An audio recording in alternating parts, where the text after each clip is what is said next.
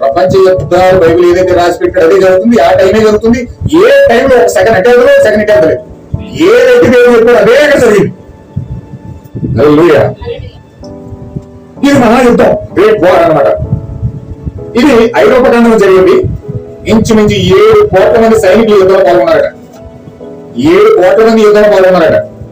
ఇంచుమించు 90 లక్షల మంది సైనికులు యుద్ధంలో చచ్చిపోయారు. 90 లక్షల మంది సైనికులు చచ్చిపోయారు. 70 లక్షల మంది పౌరులు చనిపోయారట. అసలు యుద్ధానికి కారణం ఏంటంటే ఆస్ట్రియాకు చెందిన ఆర్చ్ డ్యూక్ ఫ్రాన్స్ ఫెర్డినాండ్ అనే వ్యక్తి హత్య చేయబడ్డాడు. ఈ హత్య యుద్ధాలకు కారణమైపోయి, యుద్ధాలకి ప్రారంభమైపోయి, యుద్ధము మొదటి ప్రపంచ యుద్ధం ప్రారంభమైంది. యుద్ధాలు ఇప్పుడు కూడా హత్యతోనే ప్రారంభమవుతాయి.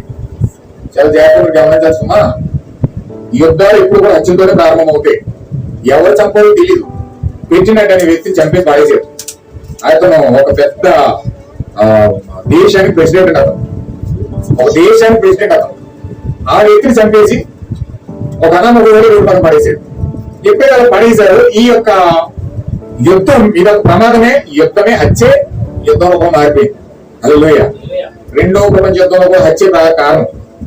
3వ ప్రపంచ యుద్ధంలో కూడా ఈ కారణం ప్రవక్త అన్నాడు, ఎప్పుడైతే మోషే హత్య చేయబడతారో, వాళ్ళు రోడ్డు మీద హత్య చేయబడి వాళ్ళు ఎప్పుడైతే అలా హత్య చేయబడతారో 3వ ప్రపంచ యుద్ధానికి ప్రారంభం. అది 3వ ప్రపంచ యుద్ధం ఎప్పుడు ప్రారంభమవుతుందండి? మోషే ఎప్పుడు హత్య చేసేస్తారు, చంపేస్తారు, నడి రోడ్డు మీద చంపేస్తారు. అందరూ టీవీలో లైవ్ చూస్తారు. 3 రోజులు శవాలు అలాగే ఉంటాయి. 3 రోజుల తర్వాత శవాలు ఆటోమేటిక్ గా జీవం పొందులు లేచి ఎత్తుపడిపోతాయి, ఎగిరిపోతాయి. ఇలాగే లైవ్ లో చూస్తూ ఉంటారు ప్రజలందరూ. ఆ హత్య చేయబడమే 3వ ప్రపంచ యుద్ధానికి ప్రారంభం అన్నమాట. మొదటి ప్రపంచ యుద్ధం ఫెర్డినాండ్ అనే ఒక వ్యక్తి చచ్చిపోయాడు. ఆ యొక్క చావుతో మొదటి ప్రపంచ యుద్ధం ప్రారంభమైంది. 2వ ప్రపంచ యుద్ధం కూడా ఆయన ప్రారంభమైంది. 3వ ప్రపంచ యుద్ధం కూడా ఆయన ప్రారంభం అవుతుంది.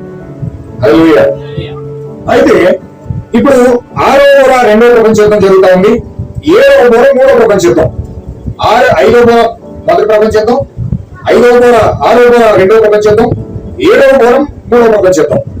ఈ యొక్క 5, 6, 7 యుద్ధాలు చెప్పడానికే ఎగురుచున్న పక్షిరాజు ఆకాశ మధ్యంలో ఎగురుతూ అయ్యో అయ్యో అయ్యో అని పలికింది. ఈ యొక్క 3 శ్రమల 3వ ప్రపంచ యుద్ధాలు ఏ విధంగా జరగబోతా ఉన్నాయో, రాబోతున్నాయో ఈయన ప్రపంచానికి ఆ 7 దర్శనాలు చూసి 5, 6, 7 దర్శనాలు 3 ప్రపంచ యుద్ధాలను డిక్లేర్ చేసి ప్రపంచానికి తెలియజేశాడు. హల్లెలూయా. అయితే ఇప్పుడు బోరో పండుగ మనం చూద్దాం. ఈ బోరో ఏ విధంగా మోగుతున్నాయి అన్నది మనం లేవి కళలు చూసాం. 23 అధ్యాయంలో అక్కడ 23 అధ్యాయంలో 7 పండుగలు ఉన్నాయి. 7 పండుగలకి సాదృశ్యంగా కనబడుతున్న పెంతెకొస్తు పండుగ